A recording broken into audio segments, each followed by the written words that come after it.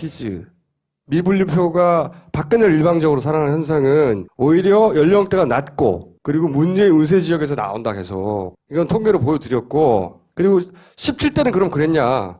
17대 안 그랬어요. 노원구의 투표구가 120개가 넘는 거대한 투표구입니다. 거기 샘플로 보자면 이런 미사 현상은 17대에는 없었어요. 18대 특이하게 보이는 현상이라는 거 말씀드렸고, 박빙에서 무효표가 무더기로 나온다. 경기도 같은 경우나 부산시 같은 경우 대표적이다. 득표차가 4만 표밖에 안 나는데 무효표가 14만 표, 15만 표나 나왔다. 그러니까 득표차를 3배 이상 넘어선다.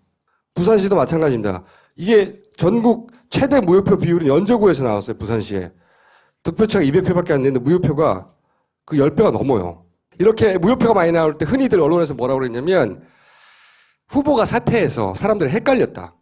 갑자기 사퇴해서.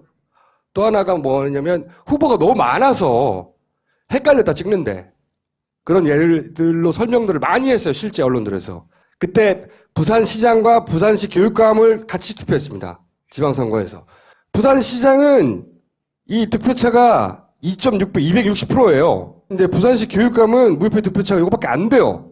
더군다나 부산시 최종 후보는 2명밖에 안 됩니다. 새누리당 서병수, 무소속 오고돈. 게다가 새정치의 김용춘 후보 3사람이었는데 5월 16일 날 사퇴합니다. 투표지 인쇄를 5월 19일 날 했어요. 투표지 없었다고. 그러니까 새정치 김용춘 찍은 거 아니야? 할 수도 없는 거예요. 후보가 많아서 헷갈렸다. 그러면 부산시 교육감이 헷갈려야 돼요. 부산시 교육감은 7명이었거든요, 후보가. 근데 여기서는 최종 후보가 7명이었으나 무효표 득표차는 전국 평균 이하입니다. 오히려. 그리고 여기서는 진보 교육감이 당선됐어요. 이상하지 않습니까? 이게? 이상하죠? 그러니까 설명해 달라고 나한테. 왜 이런 일이 벌어졌는가?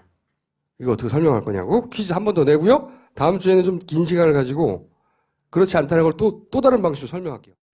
사퇴합니다. 투표지 인쇄를 5월 19일 날 했어요. 투표지 없었다고. 그러니까 새정치 김용춘 찍은 거 아니야? 할 수도 없는 거예요. 후보가 많아서 헷갈렸다. 그러면 부산시 교육감이 헷갈려야 돼요. 부산시 교육감은 7명이었거든요, 후보가. 근데 여기서는 최종 후보가 7명이었으나 무효표 득표차는 전국 평균 이하입니다. 오히려. 퀴즈. 미분류표가 박근혜를 일방적으로 사랑하는 현상은 오히려 연령대가 낮고 그리고 문재인 운세 지역에서 나온다 해서 이건 통계로 보여드렸고, 그리고 17대는 그럼 그랬냐? 17대 안 그랬어요. 노원구의 투표구가 120개가 넘는 거대한 투표구입니다. 거기 샘플로 보자면 이런 미사 현상은 17대에는 없었어요.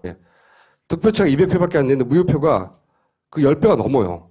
이렇게 무효표가 많이 나올 때 흔히들 언론에서 뭐라고 그랬냐면 후보가 사퇴해서 사람들이 헷갈렸다. 갑자기 사퇴해서. 또 하나가 뭐냐면 후보가 너무 많아서 헷갈렸다 찍는데, 그런 예들로 설명들을 많이 했어요. 실제 언론들에서. 그때 부산시장과 부산시 교육감을 같이 투표했습니다. 지방선거에서. 부산시장은 이 득표차가 2.6배, 260%예요. 근데 부산시 교육감은 무효표 득표차가 이거밖에 안 돼요. 더군다나 부산시 최종 후보는 2명밖에 안 됩니다. 새누리당 서병수, 무소속 오고돈. 게다가 새정치의 김용춘 후보 3사람이었는데 5월 16일 18대 특이하게 보이는 현상이라는 거 말씀드렸고, 박빙에서 무효표가 무더기로 나온다. 경기도 같은 경우나 부산시 같은 경우 대표적이다. 득표차가 4만 표밖에 안 나는데 무효표가 14만 표, 15만 표나 나왔다. 그러니까 득표차를 3배 이상 넘어선다. 부산시도 마찬가지입니다. 이게 전국 최대 무효표 비율은 연저구에서 나왔어요. 부산시에.